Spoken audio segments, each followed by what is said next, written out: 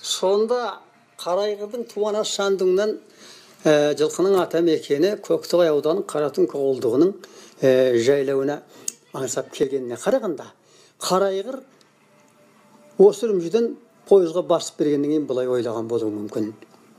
Құлыңғып туып құйғытқан құт мекен сенен кеттім ау. Енесі түн емізген есіл жер сенен кеттім ау. Кекілім сипап май жаққан есіл ел сенен кеттім ау. Шалғын шөпті тұнық су жасыл жер сенен кеттім ау. Деген сонда бұл күйдің аты кеттім ау. Бірінші бөлім.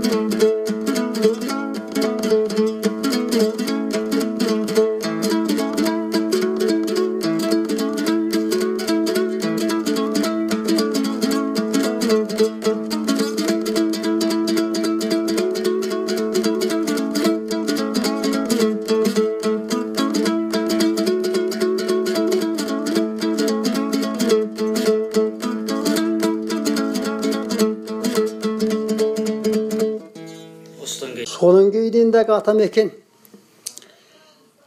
Саңарал деген жерден Сартоғай өзенінде келіп түсіп су ішіп, тұнық шөпке тойып тасып жатқан өзен судан ар жаққа өтіп, құмға бір аунап ап, жылқының ата мекені жалғыздыққа қарай тартқандағысын жеттім ау деп шертті. Өйткені ондағы лепіріп кетіп, қуанып, бір аунап тұстап жалды бір сілкіп, жалпылдап, жалының шапқаны